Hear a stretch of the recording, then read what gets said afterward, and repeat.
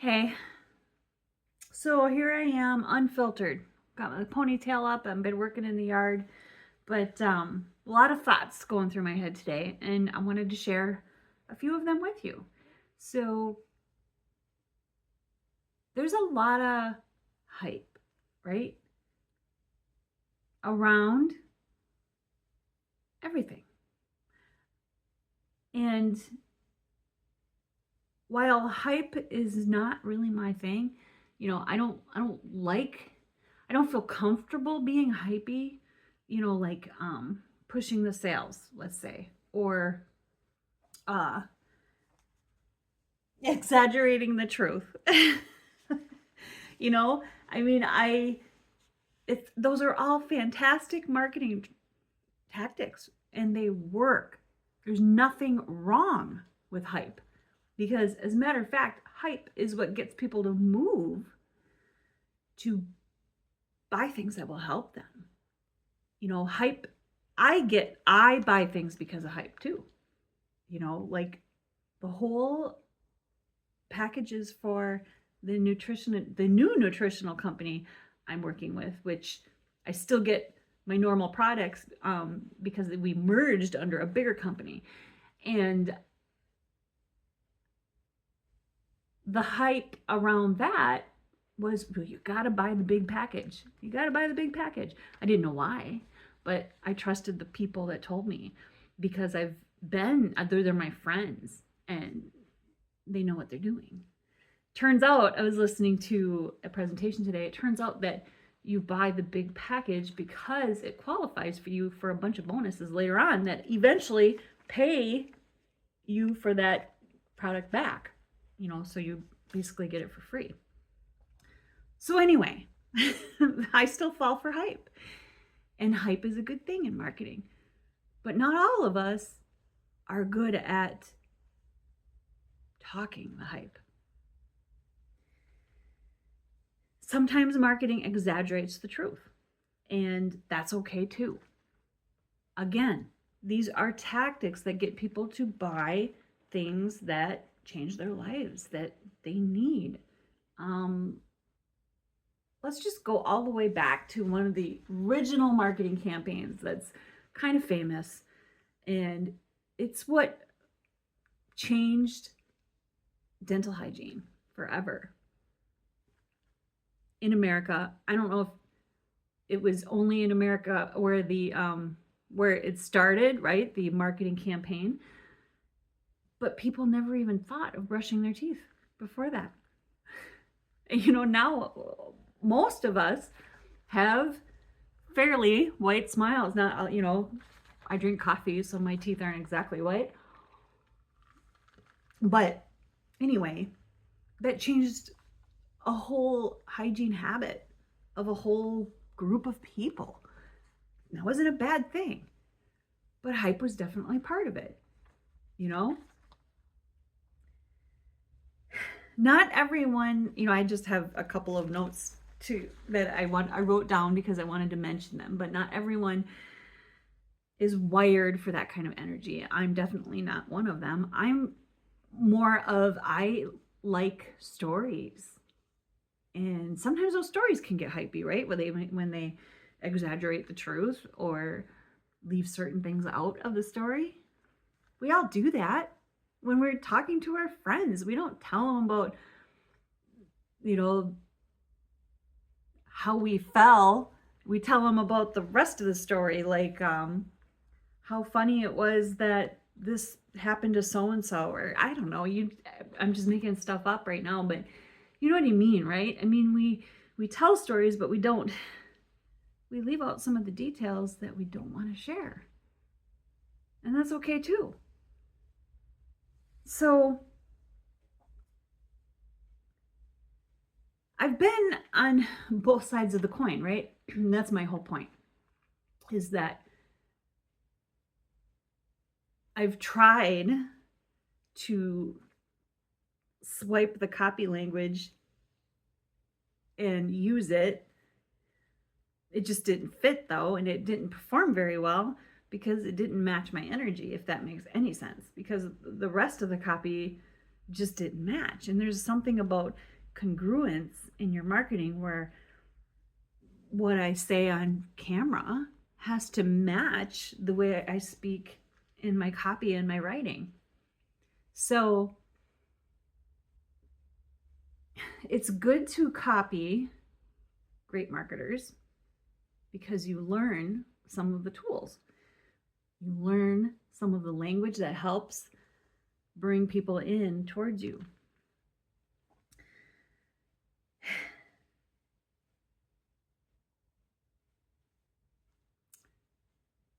But here's what I've learned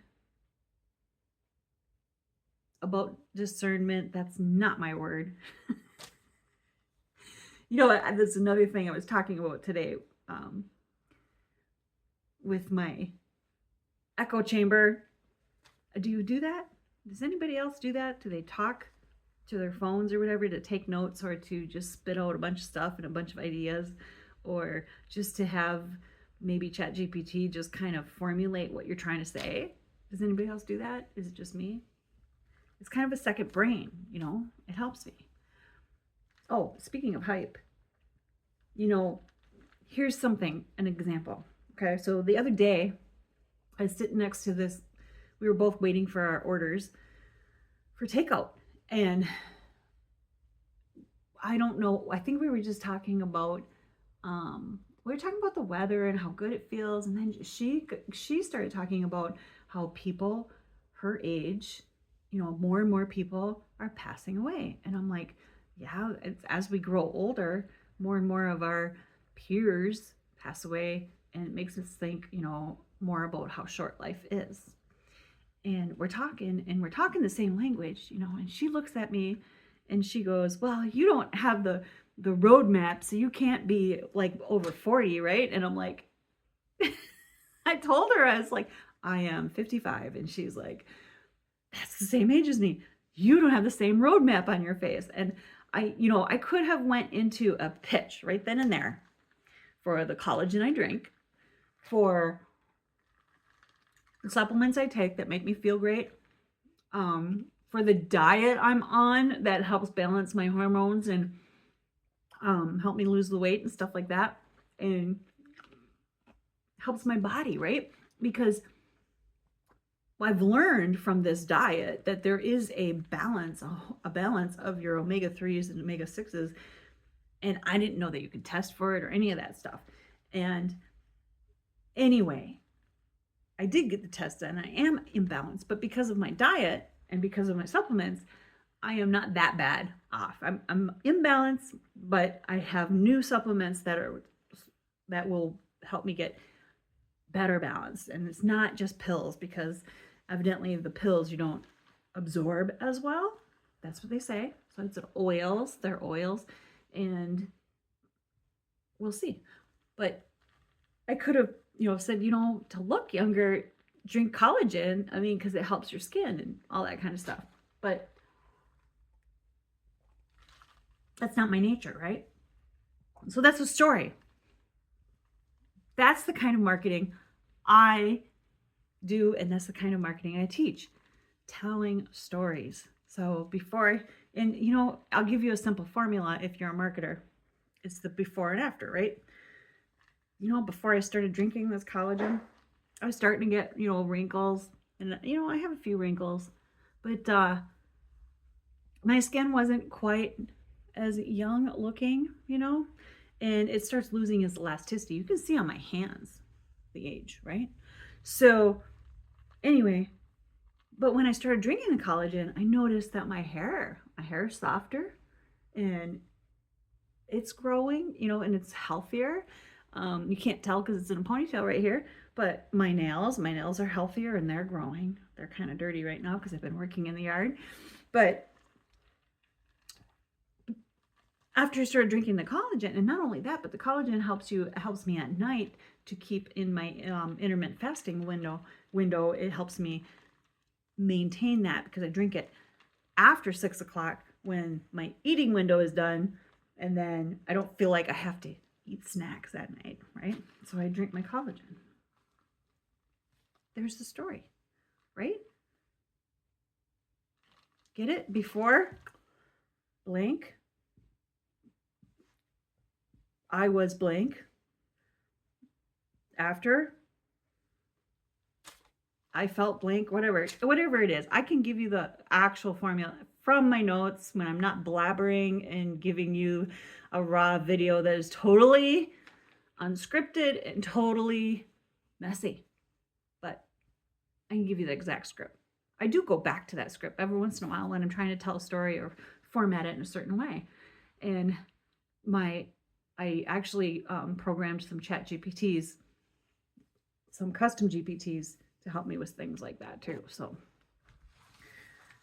I don't know if I can share those. I mean, I bought some of them. I mean, I had a programmer help me and an OG marketer. My personal ones I could share though, like my weight loss over 40, which I just gave it all my notes from Dr. Mary Claire Haver, Galveston Diet. If you read the book, that's the one. Anyway, I gave it all my notes from listening to her and from reading the book, so it would help me, you know, when I ask it questions. Should I eat this? Should I eat that? Should I eat this? What kind of recipe can you give me that, you know, all those questions, and it helps me with them. And then because it's mine, I also call it a grace reset, because it has some, you know, spiritual stuff in there too to help you. Like, you know, this isn't about perfection. I do not always eat good. I just ate breadsticks with ranch dressing because I wanted them. And I'm like, I don't deny myself anything. I just simply try to get the macro balance that we're aiming for, which is supposed to be a 70-20-10. I usually end up closer to a 60-20-20, but whatever. Nothing's perfect, and it works for me. Whatever works for me might not work for you. I don't know. Maybe the supplements will work for you. Maybe they'll work better for you than they did for me. Maybe they won't work at all. I don't know. Everybody's different. I am babbling. Let me see if there's something else I wanted to say about hype and marketing. Oh, and manipulation. So if the energy in your conversation with someone, if it feels urgent, like you have to do something right away without thinking about it, you might be being manipulated. I don't know. That's not necessarily true every time. But whenever you feel emotionally charged about something and you feel urgency behind it, like you'll miss out on something, sometimes it's real, sometimes it's not. So I guess to help you tell the difference is ask yourself what would happen if you didn't do it. If you did not do this thing, whatever it is that you're feeling urgency about, would it still be okay? If you have goals, would you still be on track for those goals? Or would it hamper you to not do the thing? You got to get rid of the emotions behind it and just look at it logically, or pray about it. If you ask God for discernment and wisdom, He'll give it to you. Whatever you ask, you shall receive, because He wants you to learn. And you do have to learn. I still have to learn. There are times when I think it might be God's nudge, when it's actually my own little voice in my own little head wanting my own little goals. If they don't align with what you're supposed to do with your life and your purpose, there's a lesson to be learned there, and that's okay.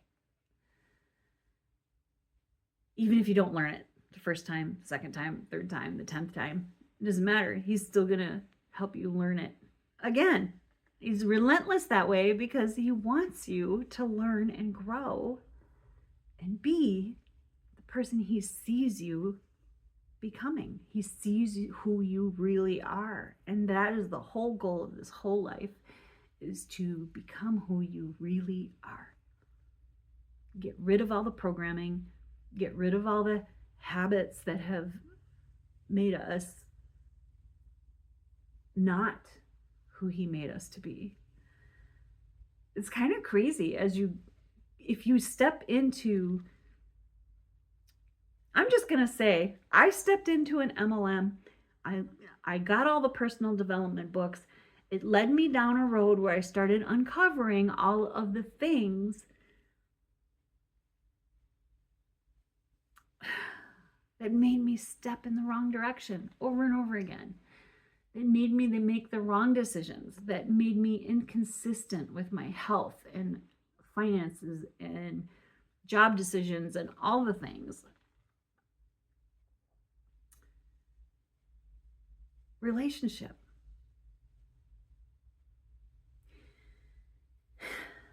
The personal development led me back to God. And that is the best thing, because it uncovered who I'm supposed to be, who I've been designed to be.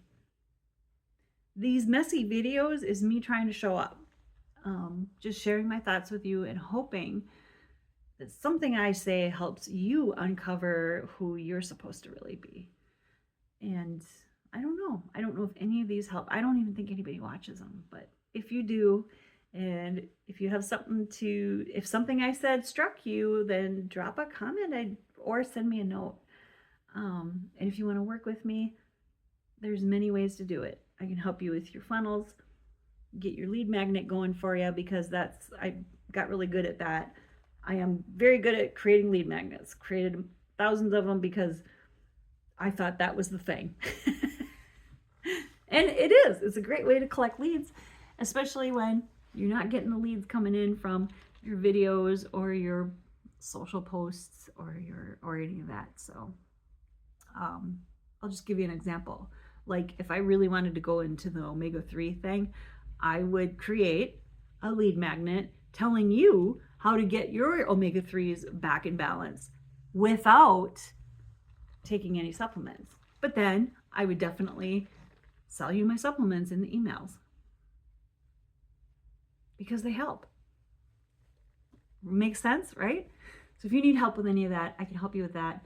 If you just need products to sell and a business model to have and make money from, then I have that too. So there's many ways to work with me. I think that's it. I think that's all I had to say. So we'll see you next time.